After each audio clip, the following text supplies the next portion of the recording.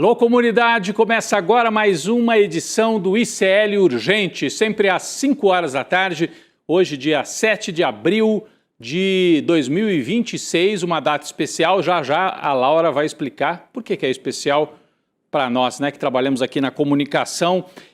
A gente traz sempre as principais notícias do Brasil e do mundo com análise a quente e a atualização também das informações. E é ela, a Laura Couto, que vem da redação do ICL.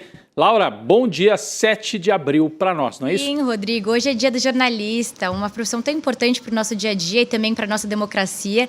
Eu queria mandar um beijo para todos os nossos colegas jornalistas, inclusive para você, especialmente para você, Rodrigo, que está aqui comigo todos os dias. E também uma boa tarde para os nossos espectadores que nos assistem pelos canais do Instituto Conhecimento e Liberta, Eduardo Moreira no YouTube, e também pelos nossos canais parceiros que estão sempre apoiando o nosso jornalismo independente. Aproveita que você está aqui, deixa seu like, se inscreve também no nosso canal e comenta de onde você está assistindo o ICL Urgente hoje no Dia do Jornalista. Vamos lá, Rodrigo. Laura, o Dia do Jornalista, e a gente espera que não seja o dia do fim do mundo, porque o que o Trump vem anunciando, pode ser blefe, mas é um blefe de alguém que tem o botão para explodir o planeta se quiser. E o Trump está mostrando essa disposição. Nós vamos começar por aí esse dia de noticiário aqui no ICL Urgente. Uma civilização inteira vai morrer. Parece a frase de um daqueles bandidos, daqueles perversos de filme, né? Mas é a frase dita pelo presidente dos Estados Unidos. Acredite se quiser, foi a ameaça feita de maneira explícita por Donald Trump contra o Irã. Uma civilização inteira morrerá esta noite, anuncia Donald Trump, como se estivesse anunciando: vou construir mais um prédio em Nova York. O presidente dos Estados Unidos, o genocida Donald Trump, deu mais um alerta nas redes sociais. A gente vai ver o que ele disse, está aqui, ó. Toda uma civilização morrerá esta noite para nunca mais ser trazida de volta. E ele fala quase que com prazer, né, nas palavras. Eu não quero que isso aconteça, mas provavelmente acontecerá. Porém, agora que temos a mudança completa de regime, onde prevalecem mentes diferentes, mais inteligentes e menos radicalizadas, talvez algo revolucionariamente maravilhoso possa acontecer. Quem sabe? Olha, o Freud ia gostar dessa frase, porque parece o Trump falando dele mesmo. Mudança completa de regime é o que pode acontecer nos Estados Unidos. Quem sabe, né? O Trump ser derrotado internamente, se é que teremos eleição, se ele não vai fechar o regime lá nos Estados Unidos. Mas ele está ameaçando aqui o Irã. Descobriremos esta noite um dos momentos mais importantes da longa e complexa história do mundo. 47 anos de extorsão, corrupção e morte finalmente acabarão. Ele está falando dos Estados Unidos? Corrupção, extorsão e morte? Não, ele está falando do Irã, supostamente. Deus abençoe o grande povo do Irã. Então é quase como aquele tirano que está falando assim: eu vou matar todos vocês, Deus abençoe vocês que estão indo para a morte. Muitos nazistas faziam isso, né, quando comandavam os campos de concentração na Alemanha e ali no leste da Europa. Então Trump, aliado ao regime de extrema-direita, genocida também de Israel, ameaça eliminar a civilização iraniana da Terra. E o Irã, gente, se apresenta como herdeiro da civilização persa, que já existia ali naquela região muito antes de Cristo. Então, muito antes da tal civilização ocidental existir, já estavam os persas naquela região. E o Trump está prometendo eliminar do planeta a civilização persa. Eu acho curioso que a imprensa brasileira chama assim regime iraniano, regime da Venezuela, e trata o Trump como presidente. É o regime do Donald Trump, um regime de ameaça, de genocídio e de loucura, como a gente está vendo por essas frases de hoje. Horas antes desse ultimato de Donald Trump, que acaba às 21 horas no horário de Brasília, o conflito do Oriente Médio escalou. Uma das principais ameaças de Trump é atacar a infraestrutura civil do Irã. Usinas petroquímicas, pontes, edifícios. Ele está anunciando literalmente um crime de guerra, porque é proibido você deliberadamente atacar, né, infraestrutura civil. Mas para quem está prometendo acabar com uma civilização inteira, um crime de guerra a mais, um a menos, não é nada, né, Donald Trump? A Laura tem atualizações sobre essas ameaças e as reações também no Irã. Laura. Olha, Rodrigo, até agora o Irã não deu qualquer sinal de que vai estender uma bandeira branca. Pelo contrário, na verdade, hoje a Guarda Revolucionária Iraniana ameaçou adotar medidas que podem privar os Estados Unidos e os aliados do petróleo e do gás da região por anos. O governo iraniano também convocou a população para formar escudos humanos ao redor das usinas. Vale lembrar que essa é a principal carta na manga que Teherã tem contra os americanos e os israelenses, porque eles estão com a corda no pescoço quando o assunto é petróleo, né, Rodrigo? Já do outro lado, o Ocidente continua na ofensiva. Hoje, Israel atacou uma usina petroquímica, ferrovias, prédios e pontes do Irã, enquanto os Estados Unidos concentraram os ataques na ilha de Karg, de onde quase todo o petróleo do país é exportado. Rodrigo. Muito bem, enquanto a Laura falava, surgiram aí na tela imagens da população civil iraniana fazendo a defesa, né, em alvos civis que podem ser atacados pelos Estados Unidos, por Trump, a mando de Trump e de Netanyahu. Então a população com as suas bandeiras dizendo, estamos aqui, se vocês vão atacar, vão eliminar, estarão eliminando a população junto, né? Uma postura corajosa, né, arriscadíssima, porque Trump e Netanyahu são dois tiranos, comandam regimes genocidas em Israel e nos Estados Unidos, são capazes de qualquer coisa. Então, é a reação da população no Irã. Olha estas imagens aí, homens e mulheres. As mulheres que o Trump diz que quer libertar, né, sem perguntar para elas se acham muito bom libertar o país, bombardeando a capital Teherã, acabando com um patrimônio histórico milenar, como vem fazendo os Estados Unidos e os seus parceiros genocidas do Estado de Israel. Está aí a população, inclusive crianças, fazendo a defesa com o que tem, o corpo, a defesa da infraestrutura do Irã. Pessoal, e hoje uma notícia que chamou muito a atenção, né? O jornal iraniano SARG e também outras agências internacionais informaram que os ataques conduzidos pelos Estados Unidos e por Israel destruíram completamente uma sinagoga em Teherã. Você sabe que sinagoga é o prédio, né, religioso, né, o edifício é como se fosse a igreja dos judeus. Você sabia que tem judeus que vivem em paz lá no Irã com a população muçulmana? E as informações da agência estatal MER dizem que a estrutura dessa sinagoga desabou quando um prédio residencial bem ao lado foi atacado pelos Estados Unidos, um bombardeio no centro de Teherã. A gente tem imagens, inclusive, acho que nós vamos mostrar aí daqui a pouquinho, de um dos rabinos iraniano, um rabino iraniano que foi até o local para fazer a vistoria do que tinha acontecido ali. Esses são os restos, olha ali até na mão de um dos moradores, né, o livro sagrado judeu, porque ali é a população que professa a religião judaica, atacada a mando de Trump e atacada também por Israel, supostamente um Estado judeu. Um Estado judeu que mata também e destrói patrimônio, herança da tradição judaica dentro do Irã. Impressionante também estas imagens que chegam do Irã. Acho que a gente não tem a imagem, mas eu mais cedo vi a imagem do rabino iraniano, rabino, claro, da religião judaica, percorrendo esses destroços, atacados a mando de Israel e dos Estados Unidos. Bom, isso tudo acontece porque o Trump está desesperado nesse momento por causa do fechamento do chamado Estreito de Hormuz, aquela passagem por onde circula 25% do petróleo do mundo. E o Irã, sob ataque, retaliou fechando a passagem ali de Hormuz. E isso está aumentando o preço do petróleo de maneira vertiginosa, colocando sob risco a popularidade do Trump nos Estados Unidos e provocando aumentos também em outras partes do planeta, inclusive aqui no Brasil. Então nós vamos sair do Irã, vamos ficar de olho, porque hoje à noite pode vir esse grande ataque anunciado pelo Trump, e vamos ver o que está acontecendo aqui no Brasil. O governo Lula entrou em campo diretamente para frear o aumento dos combustíveis. O preço do petróleo no mercado internacional, como eu disse, não para de subir, graças à guerra provocada por Estados Unidos e Israel. O conjunto de iniciativas de Lula, que está aí na tela, né, inclui uma medida provisória, um projeto de lei e vários decretos voltados principalmente a conter o preço do diesel, do gás de cozinha e do querosene de aviação.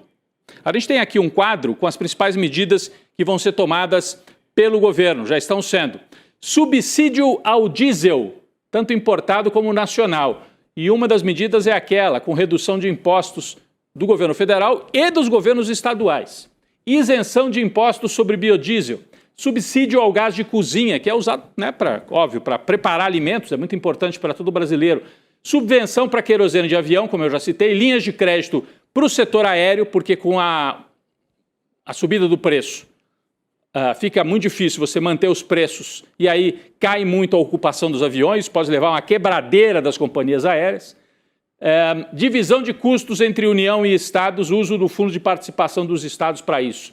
E compensação fiscal com aumento de imposto sobre cigarro para compensar redução de impostos sobre combustível. 25 estados já aderiram ao plano proposto pelo governo federal para abrir mão do ICMS na venda dos combustíveis.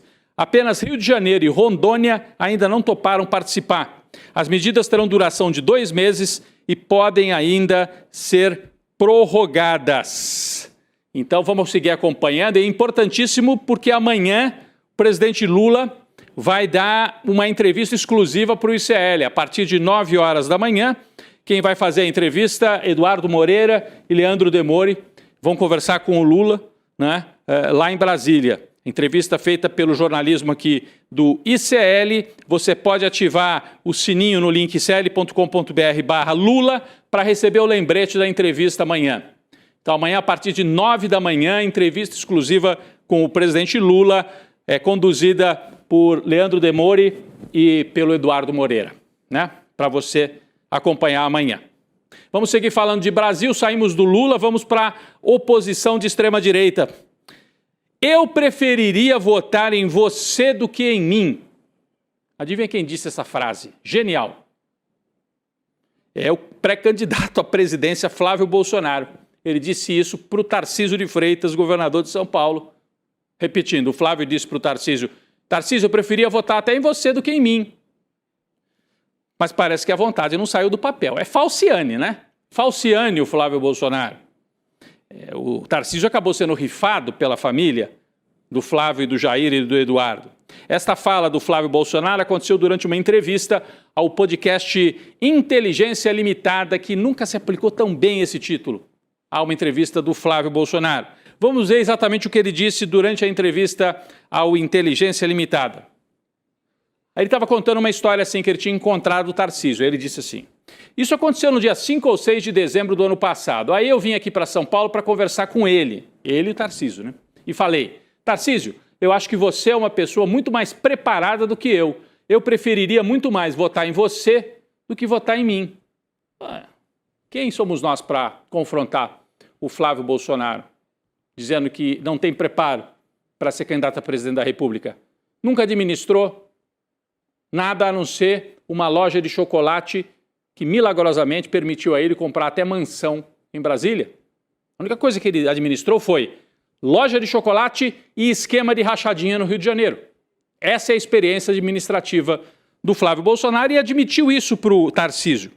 O Flávio também disse que o argumento usado para justificar a candidatura dele, já que ele não era preparado, mas acabou sendo o candidato, foi que as pessoas vão gostar de conhecer um Bolsonaro diferente. E o Tarcísio teria até concordado com isso. Se não concordasse, estava frito. Nem candidato a governador poderia ser, né? Laura tem mais atualizações sobre essa fala estranha, essa confissão feita pelo Flávio Bolsonaro. Laura. Rodrigo, o Flávio Bolsonaro também comentou sobre o barraco envolvendo o irmão dele, Eduardo Bolsonaro, e o deputado federal Nicolas Ferreira, que a gente trouxe ontem aqui no ICL Urgente. O pré-candidato à presidência criticou a postura do irmão e afirmou que o momento agora exige coordenação e redução de conflitos internos. Ele disse o seguinte, abre aspas, nesse momento eu acho que não é inteligente. A gente tem que deixar a vaidade de lado, deixar de lado quem tem razão e quem não tem, porque é uma questão de sobrevivência do nosso país. Não sei que sobrevivência é essa de um cara que nem quer votar em si mesmo, né, Rodrigo? Mas, resumindo aqui, a real é que o Flávio está querendo colar a imagem dele de moderado, né? Bolsonarista moderado. Você vê que ele diz assim, olha, eu até admiti para o Tarcísio que ele é mais preparado que eu, mas eu estou querendo mostrar que a família Bolsonaro também não é só o Jair, o meu pai, com aquele jeito grosseirão. Então, essa foi a primeira parte do recado. A segunda parte do recado, nessa tentativa de se vender como um bolsonarista moderado que não existe. Bolsonarista moderado é que nem fascista moderado. É a mesma coisa, não existe. A segunda parte é querer dizer assim, veja, eles estão brigando lá, Eduardo e Nicolas, eu não quero isso não é inteligente. Bom, é claro que não é inteligente, é o Eduardo que está fazendo, o irmão dele que ele conhece. Não é inteligente mesmo. Se tem alguma coisa que o Eduardo não é inteligente, né? Mas é a tentativa, a estratégia que o Flávio vem adotando de tentar se mostrar como o mais tranquilão da família. Vamos ver até quando que isso se sustenta. E falta mostrar todo o resto, né? O Flávio, amigo de miliciano, tem discurso dele na Assembleia Legislativa do Rio defendendo milícia explicitamente. O Flávio condecorando o maior assassino do estado do Rio de Janeiro, o Adriano da Nóbrega, e o Flávio empregando no seu gabinete a mãe do Adriano da Nóbrega, que era o chefe do escritório da milícia, né, do escritório do crime no Rio de Janeiro. Então, é o candidato da milícia, isso sim. Um moderado miliciano, será que existe? Acho difícil. Bom, o pré-candidato à presidência foi denunciado hoje pelo movimento Brasil Laico, estou falando do Flávio Bolsonaro ainda, por propaganda eleitoral antecipada dentro de uma igreja evangélica. A denúncia encaminhada à Procuradoria Regional Eleitoral de São Paulo cita a ida de Flávio Bolsonaro à Assembleia de Deus, que você citou como, que foi citada como um sequestro do púlpito para fins eleitorais. Isso fica mais escancarado ainda com o vídeo que o Flávio publicou nas redes. Ele aparece ajoelhando, recebendo uma oração do bispo diante de ao menos 40 pastores. Inclusive, na oração, o bispo é bem explícito sobre apoiar Flávio Bolsonaro na campanha. Ele diz assim, que o Senhor o leve para ser presidente da nossa nação. Crime eleitoral, dentro da igreja. Crime eleitoral. Esse é o moderado, ajoelhado aí. Extremista, fingindo que tem alguma preocupação com Deus. E o pastor, infelizmente, ali participando desse crime eleitoral. Não é pastor, é bispo, né? Mas, enfim, é da igreja evangélica. Logo depois, Flávio Bolsonaro também discursou no palco da igreja, na frente do altar e com o microfone, uma conduta proibida pela lei das eleições, a lei eleitoral. Nesse momento ele não poderia estar pedindo voto, ainda mais dentro de uma igreja. Olha ele aí. Então está tudo registrado, foi tudo, né, filmado, gravado e há o pedido para que ele seja enquadrado aí por crime eleitoral. Flávio Bolsonaro, além do crime, mesmo que a justiça entenda, não foi bem um crime, mas é o uso deliberado da fé das pessoas para fazer campanha.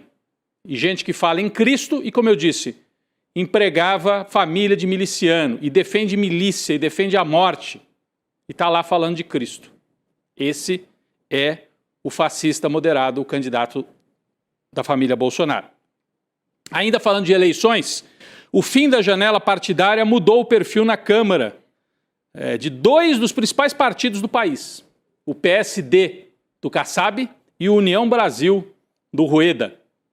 O PSD, que tem Ronaldo Caiado como pré-candidato oficial à presidência, viu a bancada de deputados se tornar mais nordestina, mais próxima do presidente Lula. É curioso isso, né? O PSD se dividia assim, quase ao meio, entre uma turma mais pró-Lula, principalmente no Nordeste e tal, e no Norte, e uma turma anti-Lula e mais próxima da direita no Sudeste e no Sul.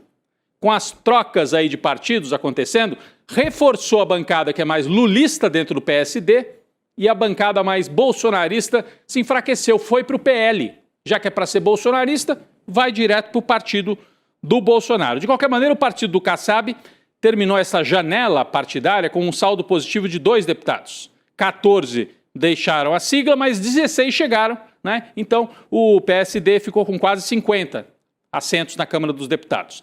Nessa nova configuração, 20 parlamentares aproximadamente, ou 40% da bancada, são representantes do Nordeste e quase todos lulistas.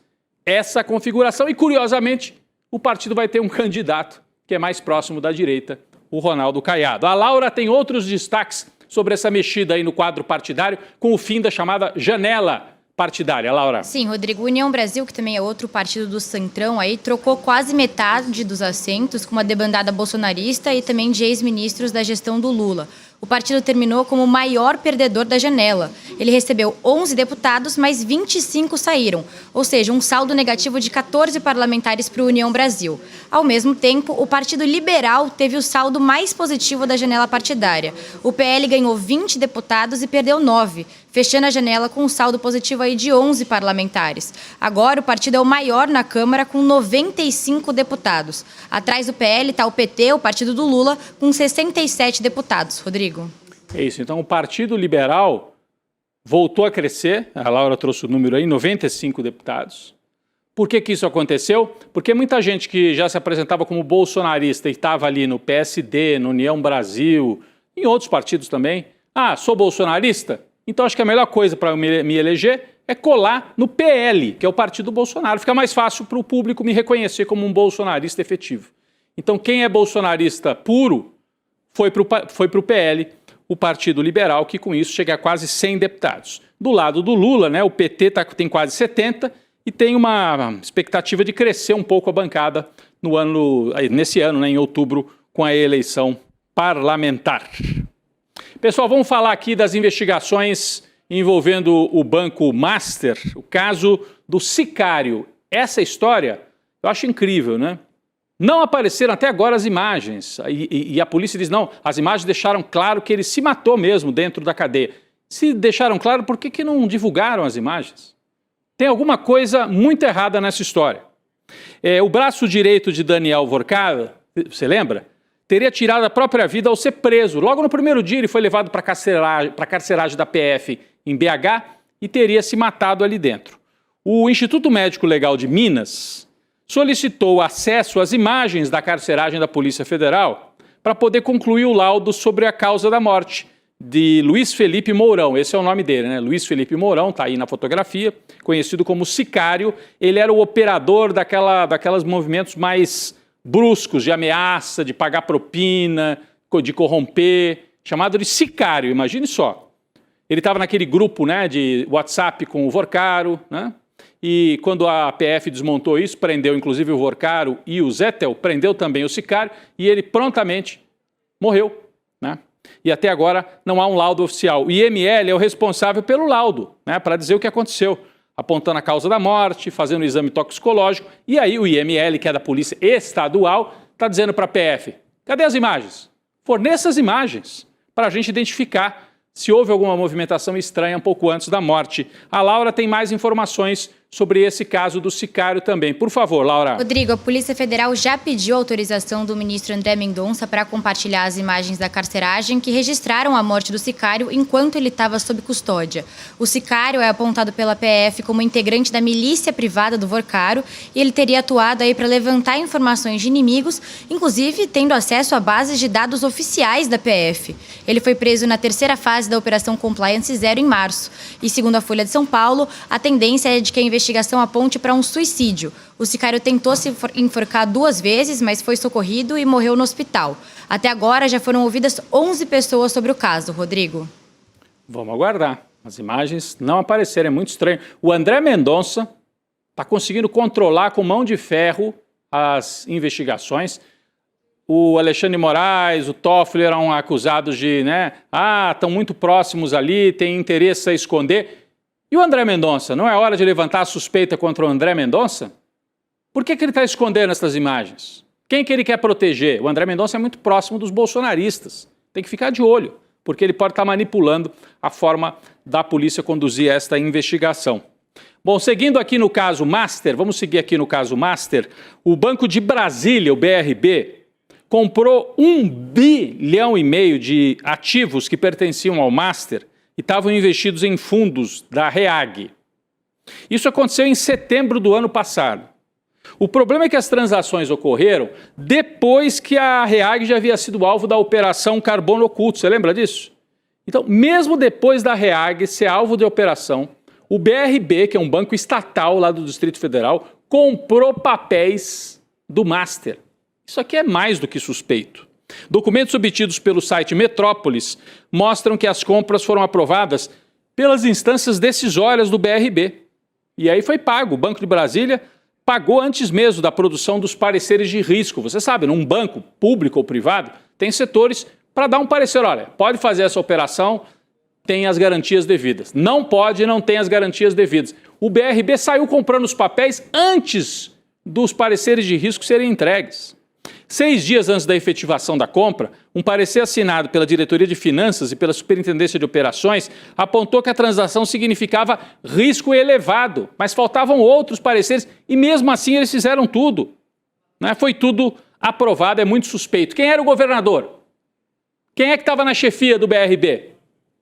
Ibanez. E aí a gente vai para o próximo assunto aqui. O ex-governador deu bolo de novo na CPI do crime organizado. É o sujeito mais protegido que existe. Ajudou a dar o golpe no 8 de janeiro, não foi denunciado. Ajudou a comprar, pelo menos queria que o BRB comprasse o Banco Master. Está escapulindo de todo lado. A CPI convida para que ele dê esclarecimentos. Ele não vai. A CPI, então, convoca obrigatoriamente e ele não foi. A convocação ocorreu no último dia 31, mas no dia 2, André Mendonça, que eu acabei de citar, disse assim, não, ele não precisa comparecer. Gente, é uma convocação. Como que não precisa comparecer? A ausência de Ibanez Rocha incomodou demais os parlamentares lá da CPI do crime organizado. Conta mais pra gente, por favor, Laura, sobre esse fato. Na abertura dos trabalhos da CPI do crime organizado de hoje, o presidente da comissão, o senador Fabiano Contarato, do PT do Espírito Santo, criticou a forma como o STF vem se manifestando em relação aí aos trabalhos da CPI.